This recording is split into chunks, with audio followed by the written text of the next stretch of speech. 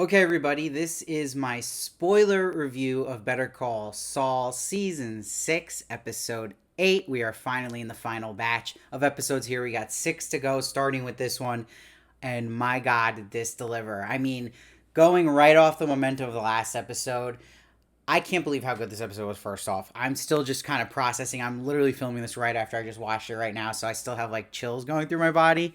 But what really got me hyped about this episode was seeing that it was Vince Gilligan, the man himself, directing this, which is always a good sign, but also Gordon Smith, who's one of the best writers on this show, writing this episode. And it's his final episode that he's writing on the show. We're already at that point where we're kind of seeing people have their like swan song for this show. So it did not disappoint in that sense. And what's so great about Gordon Smith's writing in this series throughout is he has some of the most engaging episodes top to bottom. He knows how to kind of suck you in and not let go of you, and that every scene is just pushing the plot forward as well. And but it's also having these great character moments. It's really also showing how great all these actors are so good on the show, but Vince is really good at visually telling that story and pulling through Gordon Smith's plot, visual things about character. So it's that nice blend to keep you hooked, but also you're trying to process all these things that are hitting you consciously and subconsciously.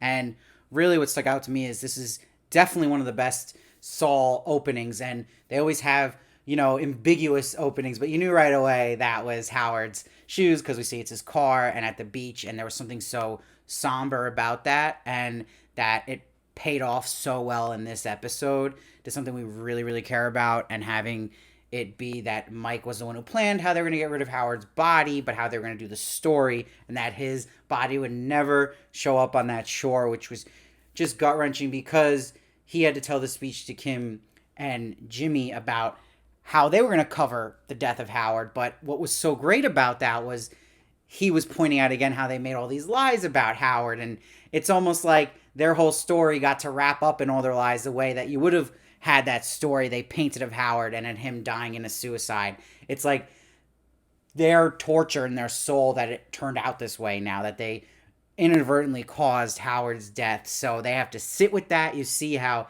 Jimmy has that moment I'm talking about where Vince Gilligan is showing you just beats with the camera. They're so important of just looking at Kim, and Kim just completely broken now. Also, to add to Kim's story, it was wild seeing her hold a gun for the first time. And what's great about the writing for this episode to really build suspense in anything is always having like a clock set. So having Lalo say to Kim, "You have an hour." That is how you really just get the blood pumping and us watching. And what was so great and satisfying about it is you have a great villain in Lalo getting a satisfying, deserving character death, meaning all actors want to go out in a really cool way, and he really got it here. He got to be as Lalo as ever, being cocky, and cockiness being his death in the end was perfect. That was the cause of his death because he thinks he's out chess matching Gus, and Gus, you can't out chess match Gus unless you're Walter White.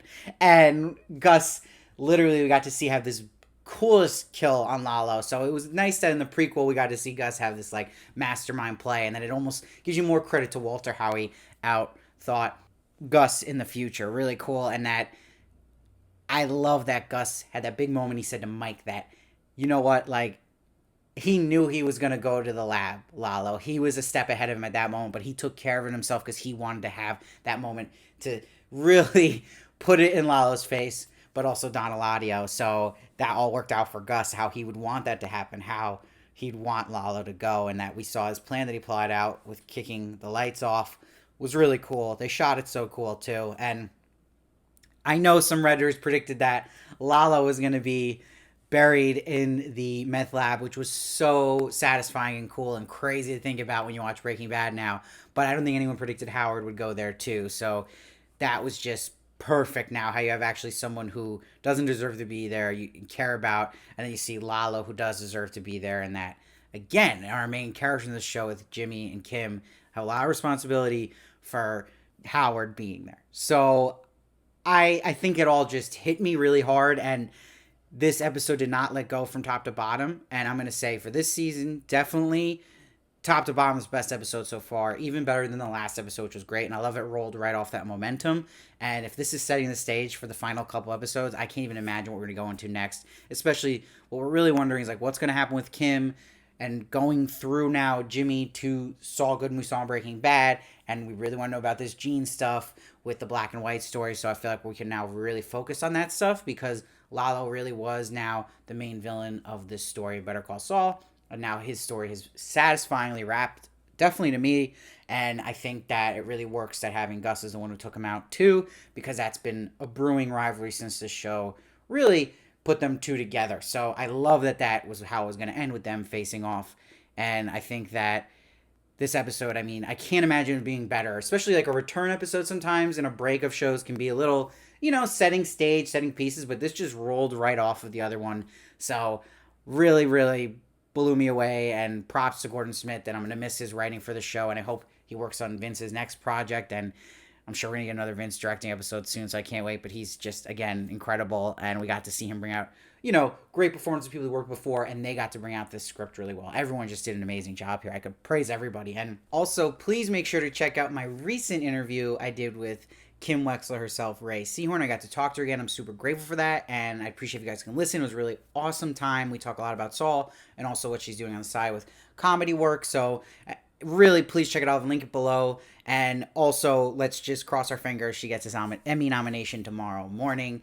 It's got to happen. This has to be the time. We need justice, so we're going to literally riot. And also, check out my interview I've done with Tony Dalton before about playing Lalo. I think you'll enjoy it.